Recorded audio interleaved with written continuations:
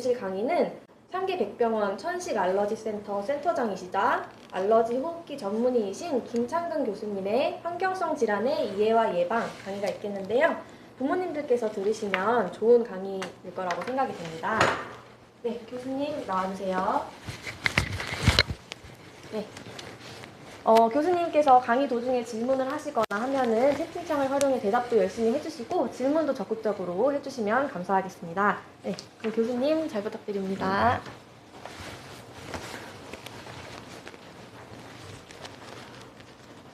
네, 안녕하십니까.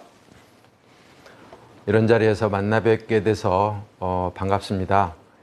이 중에는 아마 저하고 저희 천식알러지센터에서 만나 뵌 어머님들도 계실 것으로 생각이 됩니다. 오늘 제가 강의할 부분은 환경성 질환, 그러니까 아토피, 피부염, 천식, 비염의 올바른 이해, 그리고 그런 질환들의 예방에 대해서 말씀드릴까 합니다. 뭐 잘 아시겠지만 환경성 질환이라고 하는 것은 우리가 환경에서 반복적으로 노출된 오염물질로 인해서 우리 몸에 질환이 발생하는 것을 환경성 질환이라고 하죠. 이런 환경성 질환은 알레르기성 질환이 대표적인데 그게 이제 아토피, 피부염, 천식, 비염이 되겠죠. 그래서 이 환경성 질환은 왜 오느냐? 유전적 요인과 환경적 요인이 만나서 질환을 일으키는 것입니다. 그러니까 유전적 요인이라고 하는 것은 알레르기 체질을 얘기하는 거고요. 환경적 요인이라고 하는 것은 우리가 살아가고 있는 이 환경에 이제 노출을 얘기하는 것이죠. 그래서 이런 유전과 환경의 만남이 결국은 우리 몸에 이제 이런 질환을 일으킨다, 이렇게 볼 수가 있습니다. 자, 그럼 유전적 요인부터 한번 살펴보겠습니다. 유전적 요인, 엄마가 알레르기가 있고 아버지가 알레르기가 있다. 그러면은 거기서 태어난 아이가 알레르기를 가질 확률이 7, 80%. 그 다음에 엄마나 아빠 중 한 분만 가지고 있는 경우에는 아이들이 알레르기 질환이 생길 확률이 40에서 50%, 부모님 모두 다 안 가지고 있을 때 15%에서 발생을 하는 것입니다. 그래서 우리가 이제 primary prevention, 1차 예방이라고 하는 것은 결국 이런 고위험군의 가정에서 태어난 아이를 미리 찾아내서 환경의 노출을 적게 하면 알레르기성 질환이 발생하지 않는 것을 얘기하는 것입니다. 굉장히 중요한 것이죠. 그러면은 환경적인 요인에는 어떤 것들이 있느냐? 이 그림에서 보시듯이 진먼지, 진드기, 곰팡이, 그 다음에 개, 고양이, 무슨 꽃가루 이런 거에 노출이 된다든가, 또 올해는 날씨가 참 좋습니다만은 오염물질이 중국에서 온다든가, 또는 오염물질이 자동차로 인해서 많이 발생을 하게 되면 그것에 의해서 또 알레르기성 질환이 발생을 하고 심해지기 마련인 것이죠. 뭐 알레르기 행진이라고 많이 들어보셨을 것 같은데요. 알레르기 행진이란 무엇이냐? 이 알레르기 질환이 순차적으로 하나씩 나타나는 것을 행진한다. 그래서 알레르기 행진이라고 그러죠. 알레르기 행진을 조금 더 구체적으로 말씀을 드리면, 아토피 피부염이 발생을 한 아이들이 시간이 지나면서 천식이 발생을 하고, 천식이 발생한 아이들이 비염이 발생을 하는 것을 알레르기성 행진이라고 이렇게 얘기를 하는데요. 이 그림에서 보시면은 아토피 피부염이 있는 아이가 피부염이 없는 아이보다 천식이 더 잘 생기고, 또 아토피 피부염도 심한 아토피 피부염을 가진 어린이가 약한 아토피 피부염을 가진 어린이보다 더 천식이 잘 발생하게 되는 것을 이 알레르기 행진이라 합니다. 그러면 아토피 피부염이 있는 아이들 중에서 어떤 아이는 천식이 오고 어떤 아이는 천식이 오지 않느냐, 요런 소위 예측 바이오마커를 요새 찾아내는 게 아까 예방적 의학의 많은 부분을 차지하고 여러 벤처기업들이 이런 거를 이제 발굴하고 그런데 최근에 아주 굉장히 훌륭한 이런 예측 바이오마커가 나와서 이제 곧 상용화에 들어가게 될 것입니다. 자, 그럼 잠시 영상 보시겠습니다. 이런 창극을 빚은 아토피는 주로 어린이들에게 많이 나타나는데요. 환자 본인은 물론이고 부모와 가족도 말 못할 고통에 시달립니다. 이어서 심정숙 기자입니다. 생후 10개월 된 하원이는 요즘도 틈만 나면 몸을 긁어댑니다. 증세가 나아졌지만 지난 넉 달간 가려움증에 시달리면서 어느새 버릇이 됐습니다. 눈은 감겨 있는데 그냥 막 무의식적으로 이게 막 간지러우니까 막 많이 고치고 물고 안아줘도 그게 아니니까.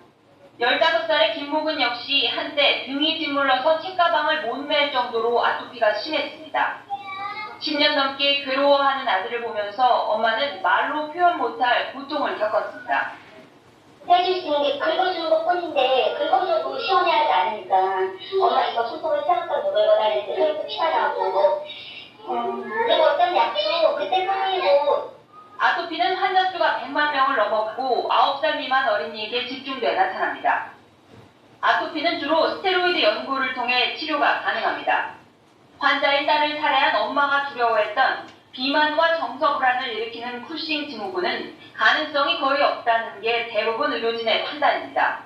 주로 스테로이드를 먹거나 주사를 맞았을 때 발생하는 부작용으로 전문가의 지도를 받으면서 사용을 하는 경우에는 거의 잘 오지 않습니다.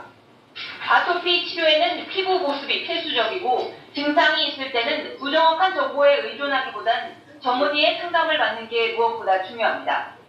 채널A 뉴스 신정숙입니다. 네, 보셨듯이 아토피 피부염은 꾸준히 치료하고 관리하는 게 굉장히 중요하고 특히 이제 현재 그 치료약으로서 알려져 있는 스테로이드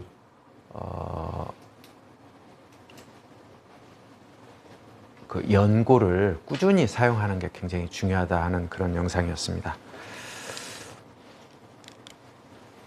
그러면 아토피 피부염의 그 발생 과정을 보시면은요, 아까도 말씀드렸듯이 환경적 요인과 유전적 요인이 합쳐져서 알레르기 반응을 일으키고 이런 알레르기 반응으로 인해서 피부 장벽이 무너지게 되는 것을 이제 아토피 피부염의 어떤 병태 생리로 보고 있습니다.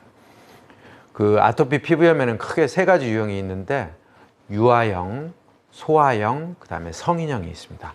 먼저 유아형을 보시면은 이런 그 얼굴에 태열 있는 아이들 많이 보셨을 거예요. 되게 생후 2개월에서 6개월 사이에 얼굴에 이렇게 볼고족족하게 올라오면서 좀 심하면 두피에도 이런 현상이 나타나게 되는데 이게 이제 조금 크면은 없어집니다. 한 2살 정도 되면은 얼굴에는 없어지면서 소아형으로 이행을 하는데 그 없어지는 시기가 음식 알러지가 소실되는 시기하고 얼추 비슷합니다. 그래서 많은 학자들이 이 아토피 피부염의 발생은 음식 알러지 발생하고 서로 연관성이 있는 것으로 지금 다 해석을 하고 있고 이제 점점 성장을 하면서 장 점막이 촘촘해지게 되면은 음식으로 인해서 알레르기 항원이 들어갈 구멍이 막히기 때문에 아토피 피부염도 함께 좋아지는 것이 아닌가 이렇게 해석을 하고 있죠. 어쨌거나 이 유아형은 2~3살 되면은 이제 없어지기 시작하는데 소아형으로 이행을 하게 되면은 이 소아형은 4살에서 10살 사이에 소아한테서 나타나고 이 심한 가려움증이 있는 게 특징이면서 진물이 나는 대신 피부가 건조하게 되는 게 특징입니다. 그래서 얼굴, 목 이런 데, 그다음에 접히는데 팔 안쪽, 다리, 또 무릎 뒤쪽 이런 데 그 호발하게 되고요. 유아기 때는 진물이 많이 나는데 이거는 건조한 게 특징이고 나중에 피부가 두꺼워져요. 그래서 덕지덕지 좀 두꺼워지기 때문에 이제 자꾸 아이들이 거기를 가리려고 하죠. 가리려고 하다 보면은 땀 같은 게 흡수가 안 되고 그래서 그 부분에서 점점 염증이 더 심해지는 그런 현상이 나타나게 됩니다. 아토피 피부염의 이제 성인형을 보시게 되면 성인형은 소아형하고 유사하기는 한데 특징이 이 기관지 천식이나 알레르기 비염하고 관계가 된다는 것입니다. 그래서 이 아토피 피부염이 있는 성인은 기관지 천식과 알레르기 비염이 항상 같이 있고 그 다음에 가려움증이 심해지면서 이게 이제 스트레스를 받거나 그럴 때 점점 증상이 악화되는 그런 특징이 있습니다. 그래서 이 자체로 또 스트레스가 심해지고 그러다 보면 우리가 간간히 뉴스에서 보는 것처럼 아주 좋지 않은 소식을 접하기도 하고 그래서 이 성인에서는 굉장히 큰 문제가 됩니다. 그래서 언제 아토피 피부염이 악화가 되느냐? 이 아토피 피부염의 악화 요소를 보게 되면은 생후 2년 이후에 이제 악화되는 요소가 너무 건조하게 되면은 악화가 됩니다. 그래서 항상 보습을 해주라고 그러죠. 그 다음에 여름에는 땀 많이 나게 되면은 그 피부에 땀이 나면서 그게 피부에 상주하고 있는 세균들의 영양분이 돼요. 그래서 막 포도당 구균 같은 게 번식을 많이 하게 되니까 이제 진물이 많이 나게 되고 아토피 피부염이 심해지게 됩니다. 그 다음에 이제 꽉 조이는 옷. 진찰을 하려고 어디 병변을 한번 보자 그러면은 청바지 꽉 조이는 거 입고 와서 볼 수가 없어요. 그런 조이는 청바지. 또 비누에 과다 사용을 해서 화학물질이 계속 접하게 되는 거. 그 다음에 막 뜨거운데 땀 찔찔 나고 뜨거운 열이 가해지게 되면 심해지게 됩니다. 또한 그 학동기나 성인에서 악화되는 요소로는 아까 말씀드렸듯이 스트레스 같은 정신적 요소, 그 다음에 내분비적인 요소, 뭐 여자들의 경우는 여러 가지 내분비적인 변화가 몇 차례 있지요. 그 다음에 호르몬, 그 다음에 이제 환경적인 요인으로서 뭐 진먼지, 진드기라든가 개고양이라든가 이런 환경적 요인들이 관여를 해서 성인에서는 이제 나빠지게 됩니다. 그러면은 아토피 피부염은 어떻게 치료를 할 것이냐? 이 지금 그림에서 보시는 것처럼 각각 증상에 대해서 치료를 해주는 것이 굉장히 중요합니다. 먼저 음식하고 관련된 아토피를 악화시키는 음식을 피해야 되겠죠.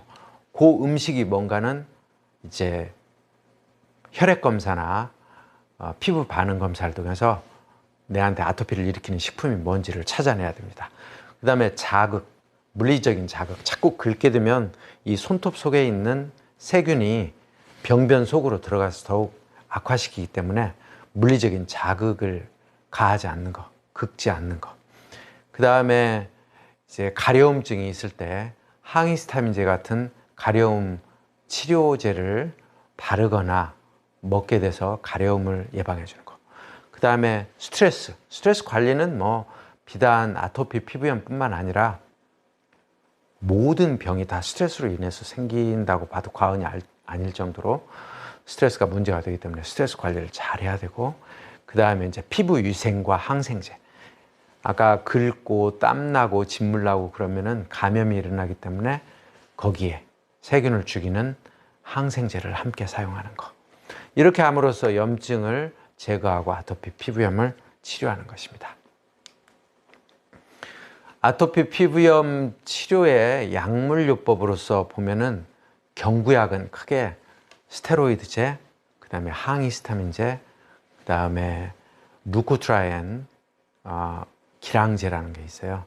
스테로이드는 모든 어머니들이 걱정하시는 약이라서 저희도 병원에서 굉장히 극도로 제한을 하고 있고 꼭 필요한 경우에만 쓰기 때문에 병원에서 처방이 된다 그러면 크게 염려하실 필요는 없어요.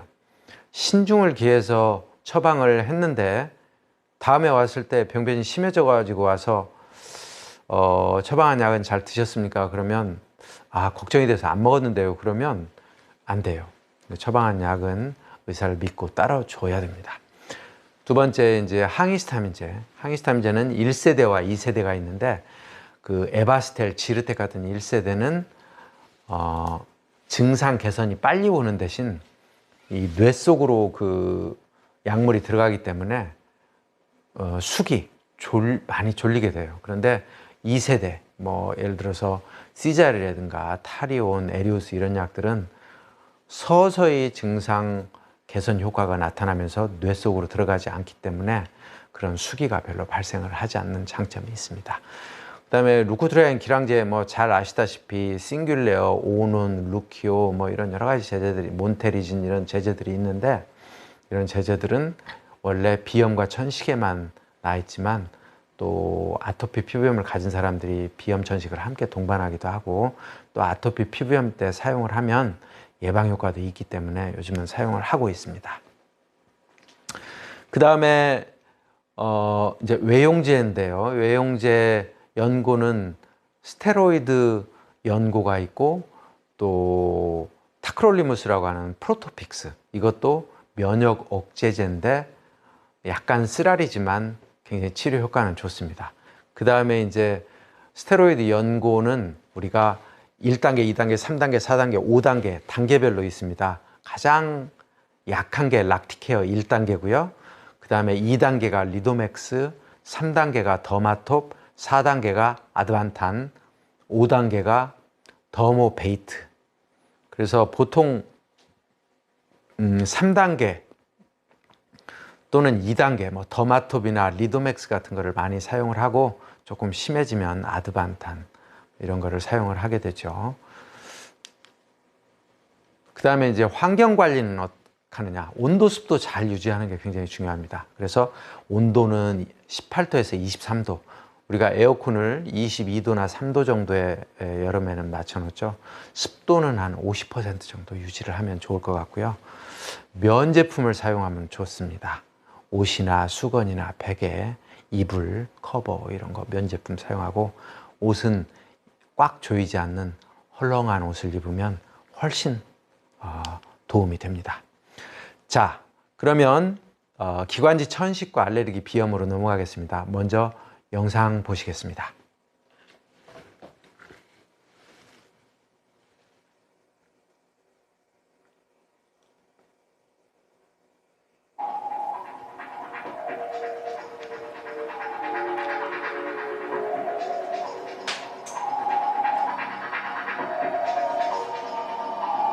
도시가 사라져버렸습니다. 여의도 빌딩 숲과 국회의사당은 뽀얀 잿빛 스모그에 갇혀 희미한 윤곽만 보였습니다.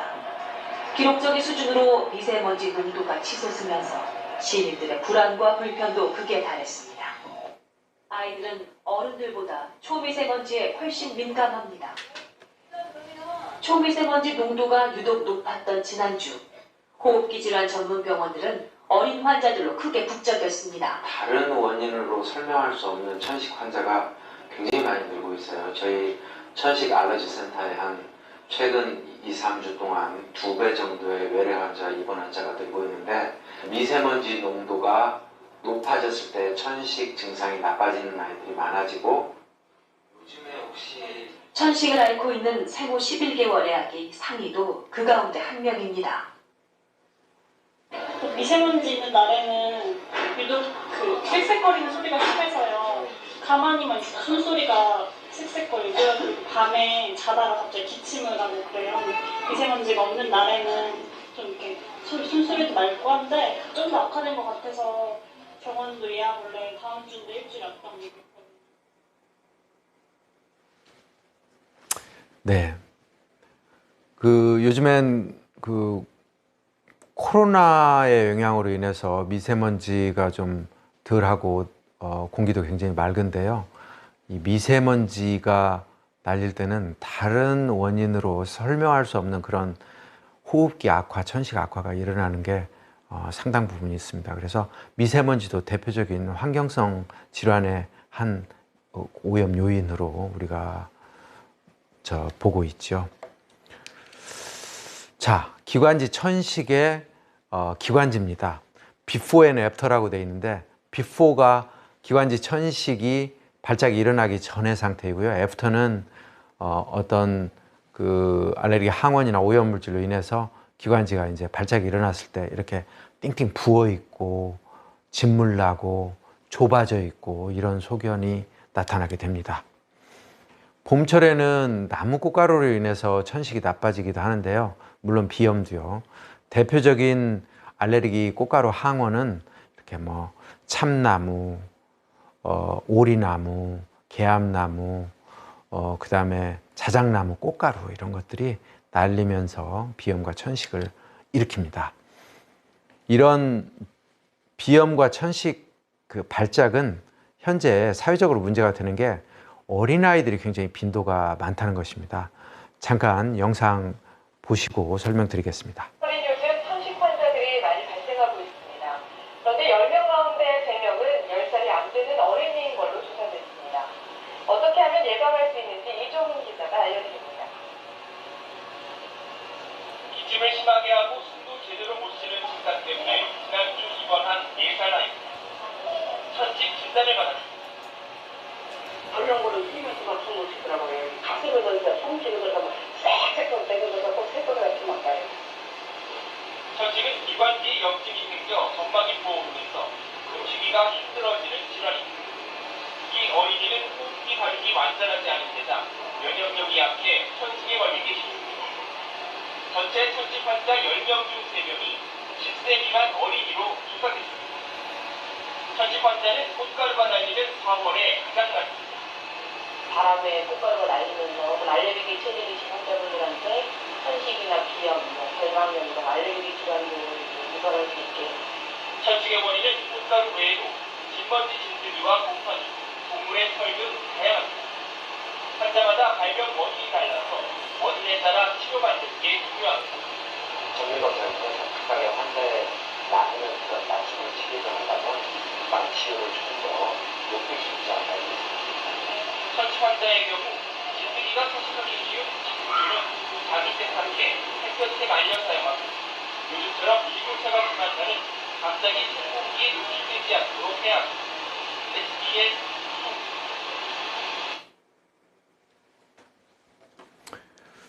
네, 보셨듯이 천식 환자의 30%는 10세 미만이라고 했는데 천식 발생의 80%는 5세 이전에 일어납니다. 그러니까 어린 연령에서 대부분 천식이 발생이 시작이 되고, 물론 뭐 나이 들어서 COPD라고 하는 병하고 함께 천식이 오는 경우도 있지만 보통은 5세 미만에서 80%가 발병을 한다는 것을 염두에 두면 어린 시절에 이런 거를 빨리 발견해서 치료하는 게 굉장히 중요합니다. 왜냐? 늦게 발견이 되면은 폐기능이 떨어지게 되고, 폐기능이 떨어지게 되면은 어떻게 됩니까? 나중에 이런 코로나 바이러스나 이런 여러 가지 질병에 이제 기저질환을 가지는 고위험군이 되는 것이죠. 그런 알레르기 치료를 할 때 치료제의 효과를 모니터링하고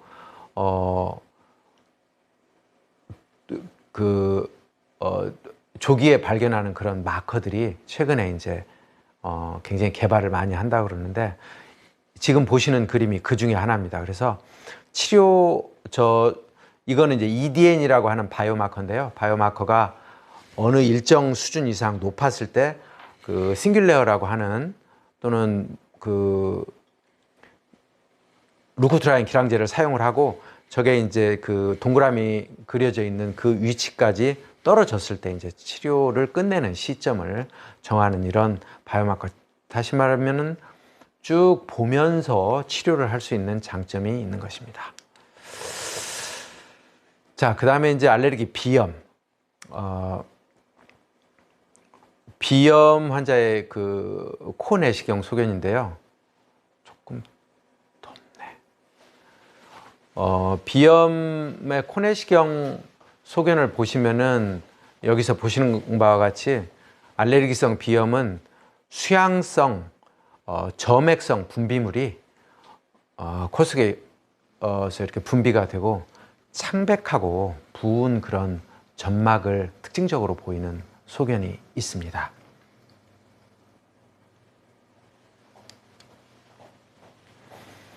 그래서 알레르기 비염의 원인이 되는 이 꽃가루 달력인데요. 이것만 기억을 하고 있으시면 내가 적어도 어느 계절에 무슨 요인으로 인해서 알레르기가 생기는지에 대한 대략 그거를 원인을 파악을 할 수가 있습니다. 먼저 왼쪽 거 보시면은 이게 자작나무인데요.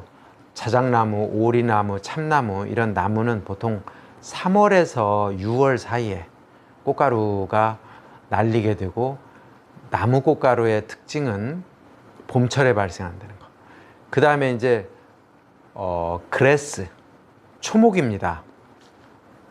주로 그 잔디 같은 게 이제 특징적으로 그 원인이 되는 건데요.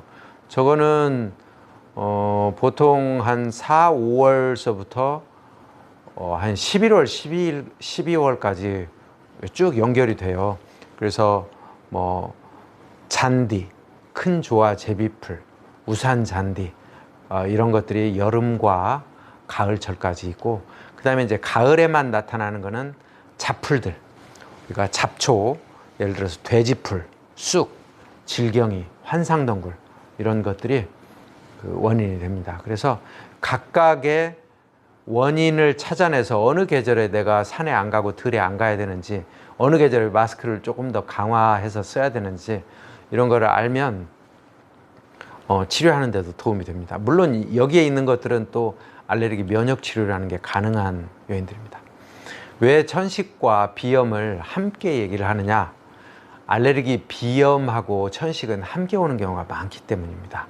그래서 여기서 보시는 바처럼 그 비염 환자의 한 반이 천식이 동반되고요. 천식 환자의 80%가 비염을 함께 가지고 있습니다. 다이아그램에서 이렇게 겹치는 부분들이 있잖아요.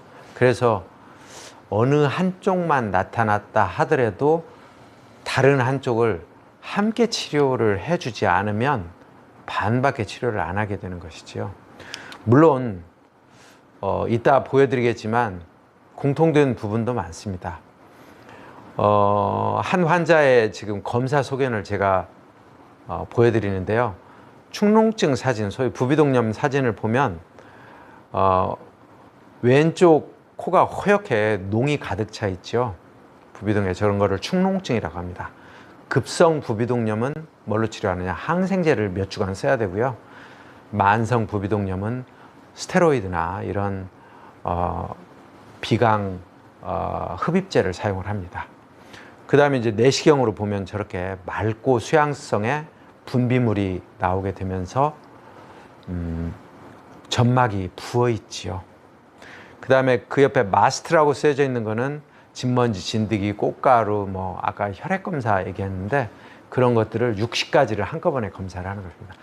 파넬이 크게 두 가지가 있어요. 하나는 호흡기 패널이 있고 하나는 음식 패널이 있어서 이제 환자에 맞는 그런 걸 선택을 해서 검사를 하게 되고요.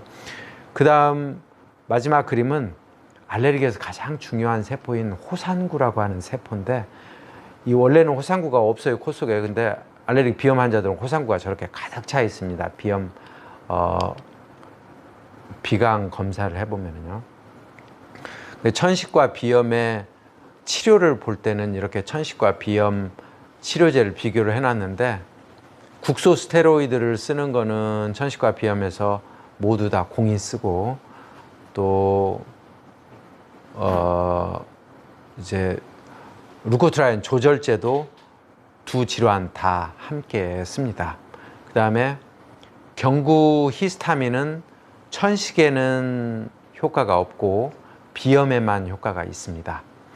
그 다음에 기관지 확장제는 천식에만 효과가 있고 비염에서는 안 쓰고, 그 다음에 알레르기 면역 치료는 천식과 비염 공이 다 하고 있습니다. 고맙습니다. 물 한 잔 마시겠습니다. 가끔 이런 질문들을 하세요. 비염하고 그러면 감기하고 어떻게 달라요? 분명히 다릅니다. 비슷하지만 다릅니다. 비염은 가장 중요한 게 뭐냐면은 맑은 콧물과 코막힘, 그 다음에 발작적인 재채기, 에취취취취취 요란해요. 그런데 증상을 보면 감기도 콧물이 나오고 코막힘이 있는데 콧물이 약간 화농성이고 진해요. 거기다가 전신 증상, 열도 나고 몸살기가 있는 게 감기. 왜? 원인이 바로 바이러스. 감기 바이러스는 150가지도 넘어요. 그 다음에 지속 기간이 알레르기 비염은 한 달에서 2달 정도. 왜? 그 아까 말씀드린 알레르기 항원이 나타나는 꽃가루 시즌 동안에 나타나는데 대개 감기는 한 1, 2주면은 호전이 됩니다. 대개 1주 내에 호전이 되죠. 치료도 조금 다릅니다. 비염은 알레르기 치료를 해야 되고 감기는 그냥 쉬기만 해도 낫는 경우가 많죠. 또 증상에 따라서 약물을 조금 쓸 수도 있습니다. 진드기가 자꾸 나오는데 환절기 비염의 원인도 되는 이 진드기 영상 한번 더 보시겠습니다. 진먼지 진드기가 각종 호흡기 질환을 일으킨다는 건 널리 알려진 사실이죠. 그런데 이 진먼지 진드기들은 죽어서도 문제를 일으킨다고 합니다. 이미지 기자입니다. 8년째 천식과 알레르기 비염을 앓고 있는 학생. 환절기면 증세가 더 심해집니다. 환절기 때 감기가 좀 자주 걸리는 편이고요. 코는 콧물이 너무 많이 나와서 가끔 붓기도 하고 목도 칼칼하거나 그럴 때가 많아요. 학생이 평소 10시간 이상 머무르는 방입니다. 침대에서 먼지를 채집해봤습니다.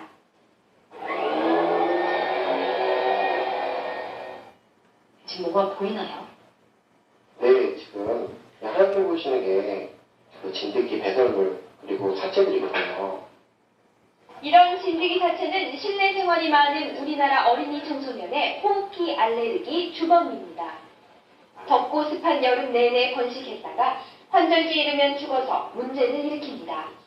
진먼지 진드기는 여름철이 최대 번식기인데 그 여름철이 지나면서 번식했던 진먼지 진드기의 죽은 사체나 군절이 날리게 되면서 가을철에 알레르기 비염 증상이 많이 나타나게 되는 것이죠. 천식이나 알레르기 비염은 보통 가벼운 콧물과 재채기에서 시작합니다. 발병 시기가 유아 청소년기에 집중되기 때문에 아이들이 있는 집에선 진드기 퇴치에 신경 써야 합니다. 아이 친구는 가급적 진드기 차단 제품을 쓰고 세탁은 뜨거운 물로, 청소는 살균 청소기로 하는 게 좋습니다. 채널A 뉴스 이미지입니다.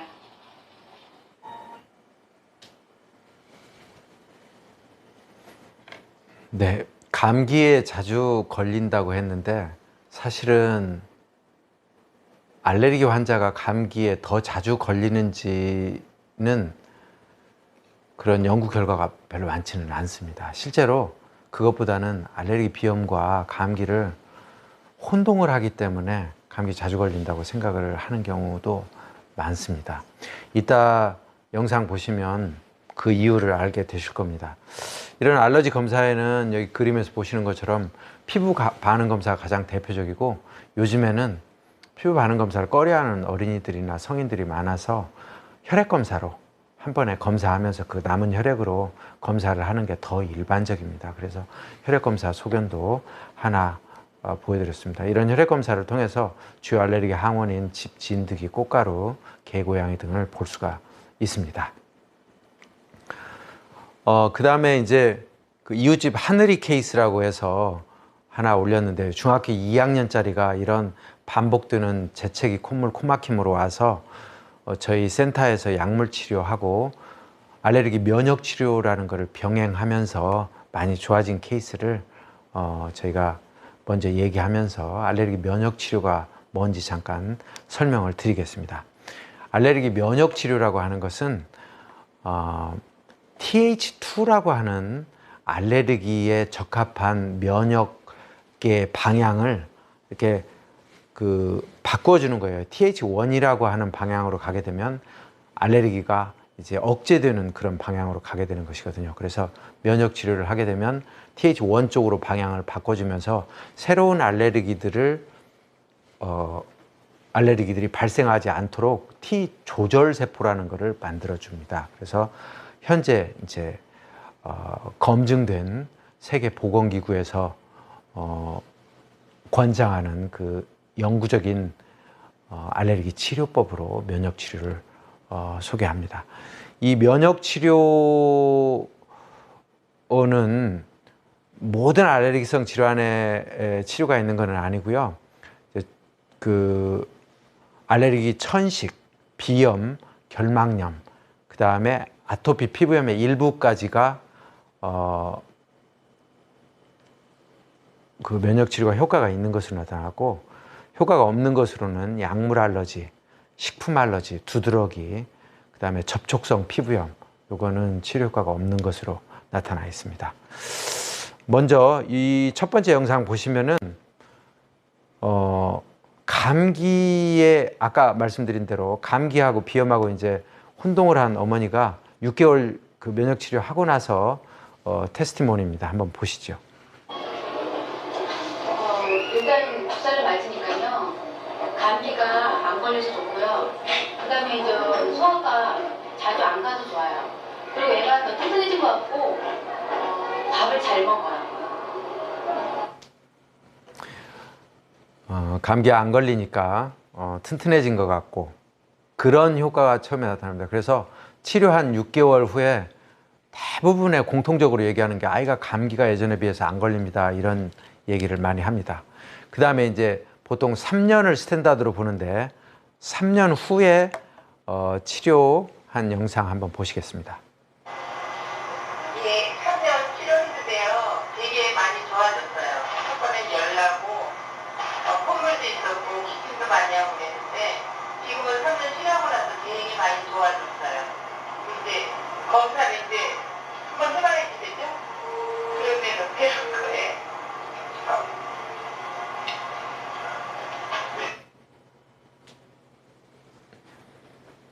네.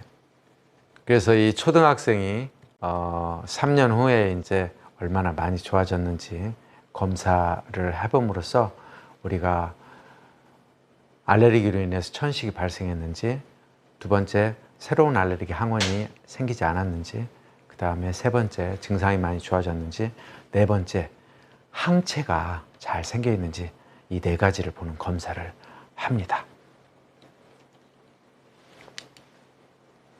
그 다음에 이제 알레르기는 설화정으로 치료하는 면역 치료도 있습니다. 잠시 보시겠습니다.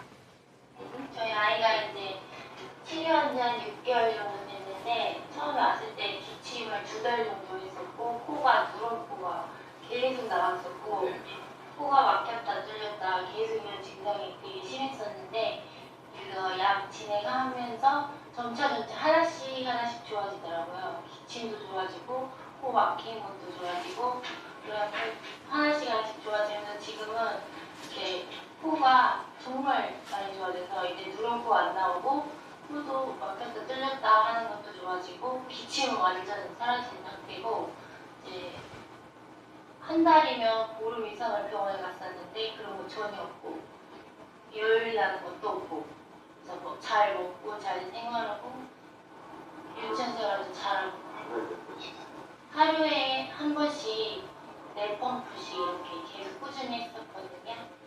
그래서 6개월 동안, 100달 동안 했었고, 지금은 계속 유지하고 있고, 정말 그거 부작용 없이 잘 하고 있어요.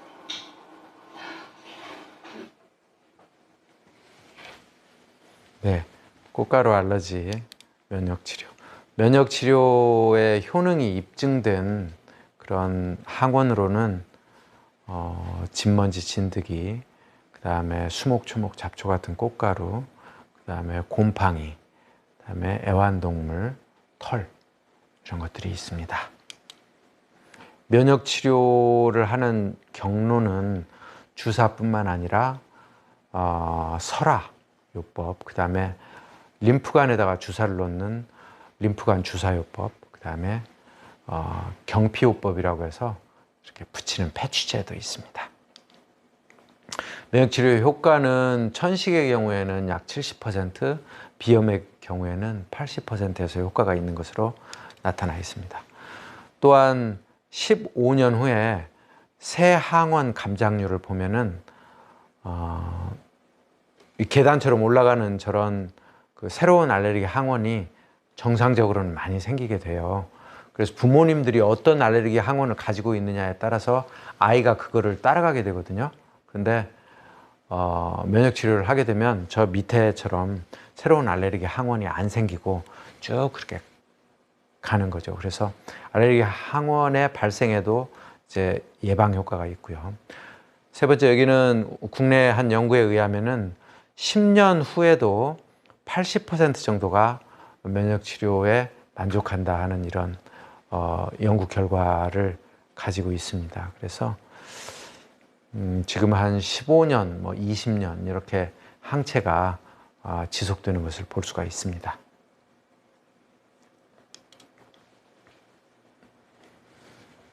기관지 과민성이라고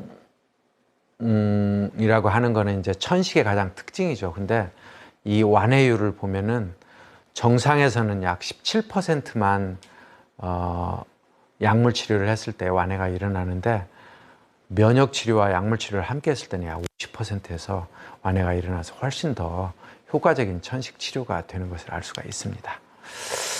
자, 그러면 이제 마지막 세션으로 예방에 대해서 말씀을 드리겠는데요. 천식 알레르기의 그 예방은 음식이 굉장히 중요합니다. 그래서 우리가 메디푸드라고도 얘기를 하는데요.